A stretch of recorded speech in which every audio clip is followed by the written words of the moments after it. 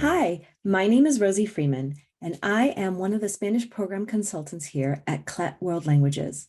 Today, we are going to go over our best-selling primary school series, ALBA Y GAEL.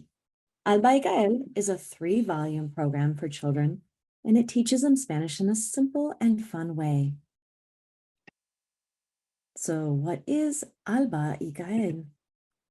Here's an overview. ALBA Y GAEL is prepared for elementary school students, and it aims to teach them Spanish using the communicative approach, tasks inspired by real-world scenarios, engaging content. And our curriculum is also designed following actual world readiness standards for learning languages. And the concept is actually a little girl named Alba and a little boy named Gael. It follows their everyday life. So we have 3 levels for Alba y Gael and 3 books that correspond. Level 1 will start students off attaining a novice low, a proficiency level, and then by the end of level 3, students will get to approximately a novice high level. The components include a student edition, both print and digital, a workbook, print and digital as well, a teacher's guide, and digital access to those same resources for the teacher. And for both students and teachers, there is the Spanish Hub, which is our platform for all this digital material. The scope and sequence for all 3 levels is available to teachers online and in their teacher's manuals, but I put up an example here from level 1. So you'll see the themes of the chapter throughout level 1. For example, we have in level 1, I think the first unit is a birthday party. And so unit 2 is a birthday party. So as an example of some of the setup of the scope and sequence for unit 2. And so students are taught to offer and to receive gifts, talk about age, express possession, talk about their family, and talk about nationality. And then the corresponding vocabulary for this unit is family, numbers, of course, for age, and to use certain expressions like feliz cumpleaños. If we go a little further to the left in terms of these columns, we can see what the Practico el Español is, which is their culminating activity. This one is talking about their own cumpleaños, their own birthday. And then Describir el Mundo is more the interdisciplinary or cultural competence part of the unit, and this is about families all over the world. So the other thing that ALBA Y GAEL has, which I really, really love, is they provide instructions in Spanish, but using visual references, these little icons.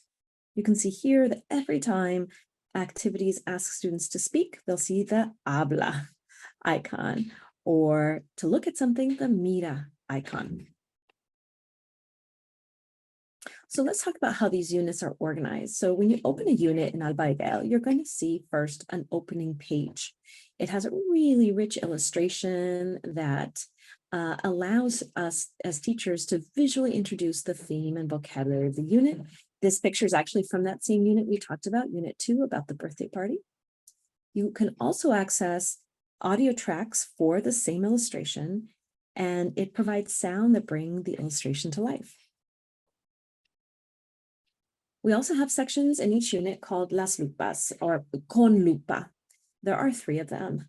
And so this con lupa is taken from, it looks like level 1. It's actually from the same unit, unit 2, about the birthday party. And you can see you have 2 smaller images from the opening illustration used to present things in a meaningful and realistic way. And then you have corresponding activities on the right where students can practice, they can paint, cut, sing, and then also students can collaborate and interact to produce oral or written texts. And then for the exact same unit 2 about the birthday party, you can see a Mis Palabras section All of our units have these sections, and it introduces the essential vocabulary for the unit. What I love about these pages is the vocabulary is so easy to digest and to learn. It offers really fun pictures for the vocabulary, but it also uses two colors to present the spelling of each vocabulary word, which allows the students to see it in a much more accessible way and remember it better. Then we have a gramática visual section, and it helps students understand the grammar concept in a simple and fun way, kind of the same as vocabulary, with really great illustrations, accessible information, and so they retain it better using these visual resources. Then we have the Descubrir el Mundo section, which I mentioned earlier when we were talking about scope and sequence. And this section is usually cultural or interdisciplinary, and it covers topics such as literature, geography, animals, and nature.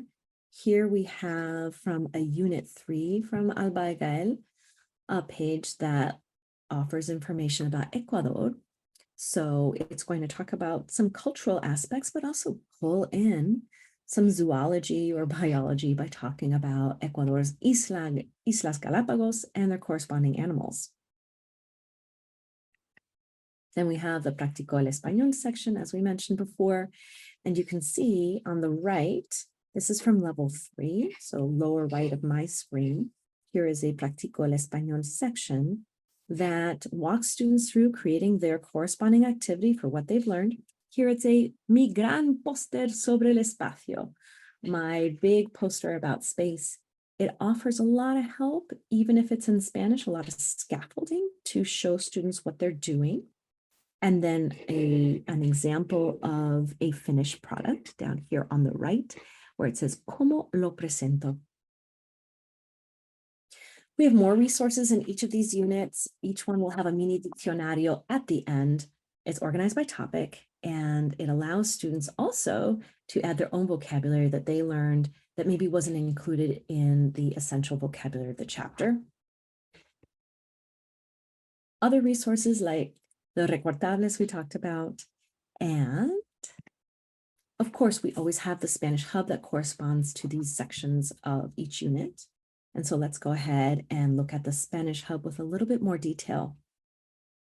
The components of the Spanish hub include an enriched e-text version of the student edition, an enriched e-text version of the workbook, a teacher's guide, an interactive version of that student edition, and an interactive version of the workbook that would allow students to complete activities online and submit them to their teacher.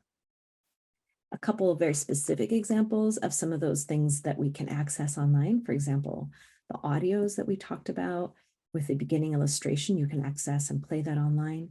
There are oftentimes in unit songs, you can play them and offer the lyrics as well to the students.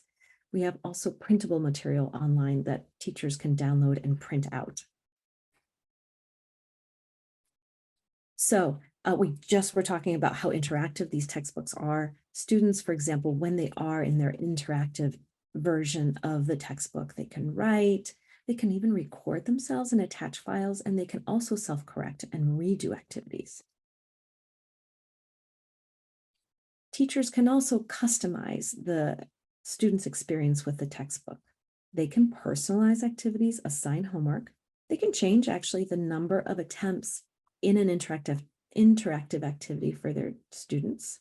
Of course, they can correct student work and track student progress. They can even create their own content and post it on the Spanish Hub. Okay, so this slide just talks about how the textbook is assignable. All sections of it can be assigned to the student by the teacher, and it ends up in your gradebook. So let's talk about the assessment program for ALBA Y GAEL. We have two types of assessments for ALBA Y GAEL. An ongoing formative assessment that evaluates the student's behavior and presence in class. Here's an example of an assessment rubric that's provided for an activity. It looks like one of their projects to create a box for Spanish class.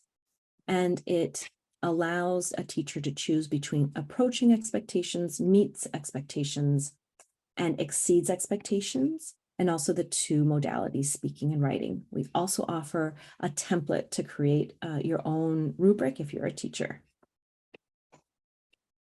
Here's another example of an ongoing formative assessment.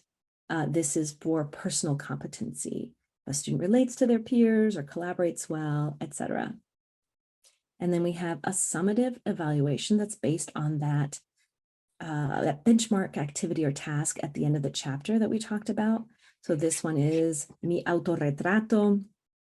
A student gets to create their own picture and poster about themselves, and then the teacher can evaluate it using certain rubrics. Here's just a little bit more information from the teacher's manual about formative assessments. And actually that just about covers it. So we got to check out ALBA Y GAEL, the 3-volume Spanish series for primary school students. And there I am, Rosie Freeman. I'm one of the Spanish program consultants here at Cut World Languages, and here is my contact information. It has been a pleasure to visit with you all today and show you around ALBA Y GAEL.